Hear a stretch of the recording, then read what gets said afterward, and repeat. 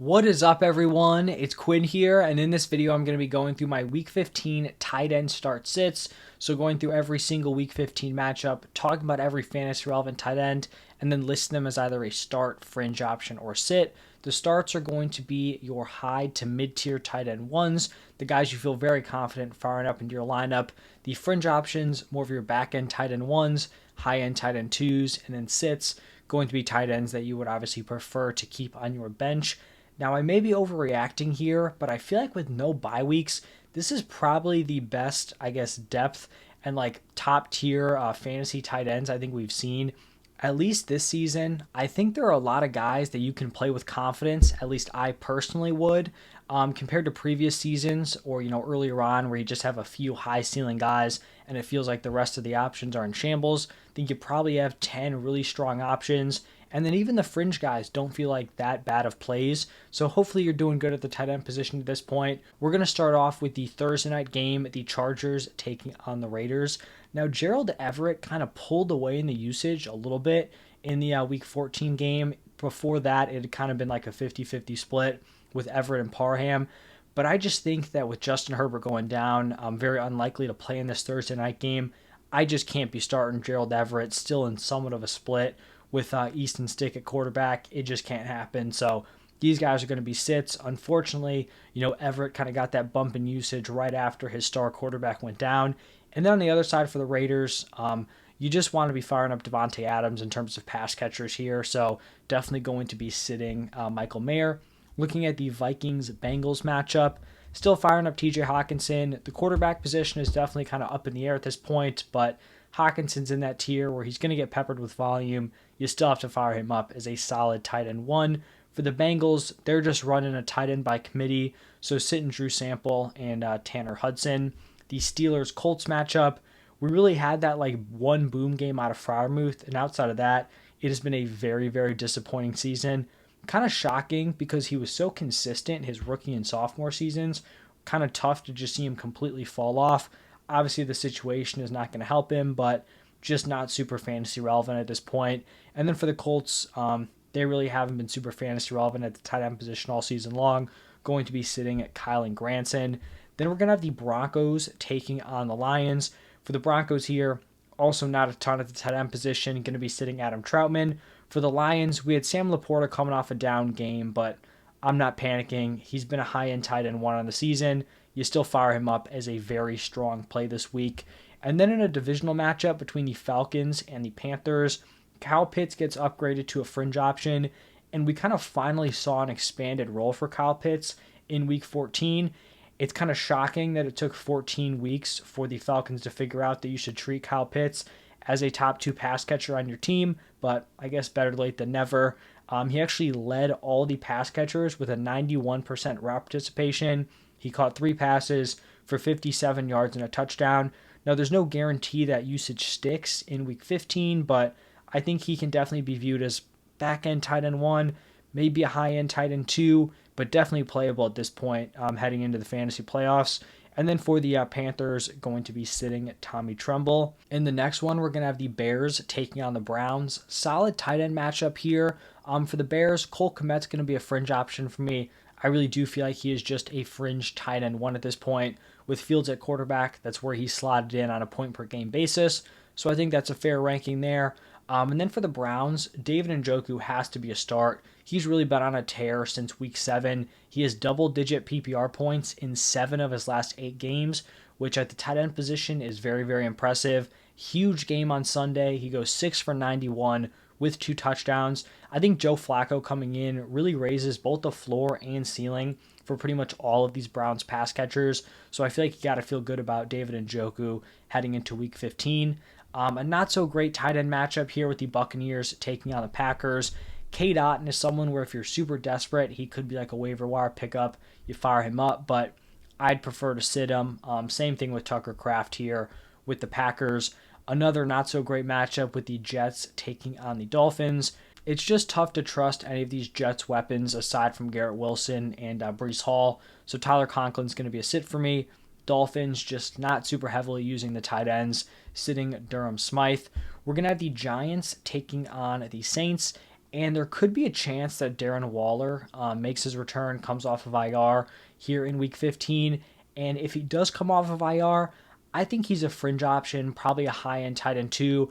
Obviously, you don't feel great about it, but when he was healthy, he was a playable tight end one. So coming off of injury, this Giants offense doesn't look totally terrible. He could be relevant, but who knows? He might not even come off this week. So we'll cross that bridge when we get there. I'll be sitting Daniel Bellinger, even if Darren Waller's not able to give it a go. On the other side for the Saints, we had Taysom Hill miss the week 14 game. If he misses week 15, obviously you're not playing him. But if Taysom Hill is good to go, I think he's a very strong start. I just think he's earned a very unique role in this offense where with Derek Carr not playing at a super high level and being banged up, and then also just lacking some pass catching weapons due to injuries, he's just filled into this slot where he's going to get a lot of carries, especially near the goal line. He's going to attempt a couple passes a game. He's also going to be running routes and catching passes, so he kind of is getting fantasy production from 3 different spots, which is obviously something you're not typically getting at the tight end position. So I think he's definitely playable as a solid tight end one if he is healthy. If he's not able to give it a go, still going to be sitting guys like Juwan Johnson and Jimmy Graham, even though it seems crazy that Jimmy Graham is still getting it done, scoring touchdowns at this point in his career.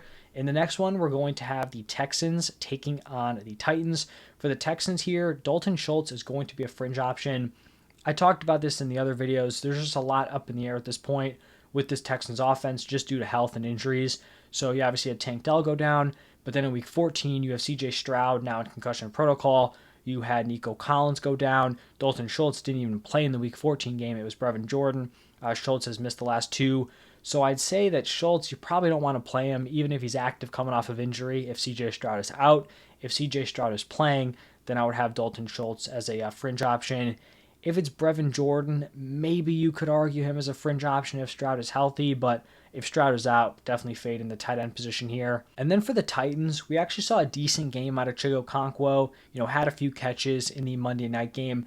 I just don't think he has a high enough ceiling to make up for not having a super high floor, so he is still going to be a sit for me moving forward. Looking at the Chiefs taking on the Patriots, for the Chiefs, you continue to fire up Travis Kelce as a high-end tight end one. And then I know Hunter Henry is coming off like the huge Thursday night game where he catches 2 touchdowns. I'm not going to be playing Hunter Henry. His route participation still isn't great. The volume wasn't there, right? He was at 3 targets. He just, converted them into great production. Also, not a great matchup here. This Chiefs defense has been tough. And I think this Patriots offense overachieved in the Week 14 game. So even though the fantasy production was great in Week 14, this to me is just like screaming one of those traps where you have a waiver wire tight end. They haven't done anything all season long. They have the boom game. You pick them up, you play them, and then they just fall flat on their face in the next one. I would be avoiding Hunter Henry personally. In the next one, very strong tight end matchup here between the 49ers and the Cardinals. You just continue to fire up George Kittle as a very strong tight end one option on probably the best offense in football. And then for the Cardinals, Trey McBride obviously had the bye week in week 14, but he has been on a tear ever since stepping in for Zach Ertz when Zach Ertz went on IR. Even in a tough matchup here against the 49ers, Trey McBride has to be started. He's getting peppered with targets. He's putting together monster games. You feel very good about him rest of season. In the Commanders-Rams matchup, going to be sitting Logan Thomas. He's someone who I had kind of in previous weeks been listing as a fringe option. He hasn't come through as of late, and just the fact that there's no teams on bye and the tight end position isn't that bad at this point, Logan Thomas will be a sit for me. Looking at the Rams, we saw Tyler Higbee miss the Week 14 game. Davis Allen stepped in, wasn't terrible. His route participation still wasn't great, so even if Higbee misses this game again, I still wouldn't feel comfortable playing Davis Allen.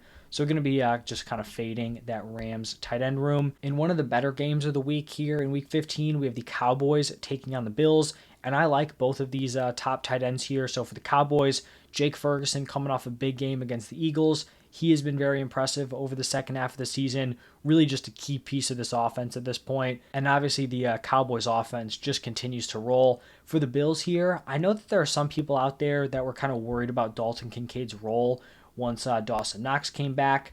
Don't think it's like a crazy thing to worry about, right? Like before Knox got hurt, they were in a pretty solid split. Kincaid didn't really have a locked-in role. He wasn't super consistent for fantasy. But personally, when people would mention that, I would just say that this Bills team was in need of weapons. Dalton Kincaid had come through. They're not going to revert back to limiting his usage after he balled out and played really well without Dawson Knox. That's pretty much, how it played out. Even though he didn't have a great fantasy day, his role was still very secure in this offense. He actually led all the Bills pass catchers with an 88% route participation. So I'd confidently go back to the well here with Dalton Kincaid as a solid tight end one, which is why he is a start and Dawson Knox is a sit. We're going to have the Ravens taking on the Jaguars, and I like both of these tight ends as solid starts for the Ravens here. It shouldn't be surprising that Isaiah likely saw really strong usage in another game without Mark Andrews, 89% route participation, targeted 7 times, caught 5 of those for 83 yards and a touchdown. And then on the other side for the Jaguars, this is something that I've been saying pretty much all season long.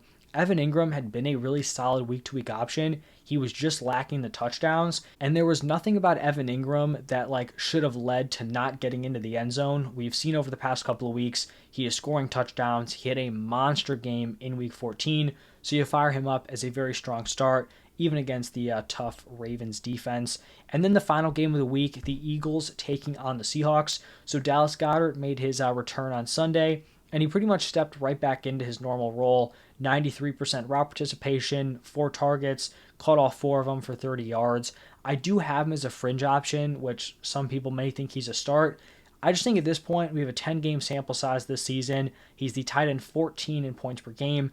Now, some of the guys ahead of him are on IR. I think Darren Waller and Mark Andrews. So he's pretty much in that fringe tight end 1 territory. So I think it's kind of a fair spot.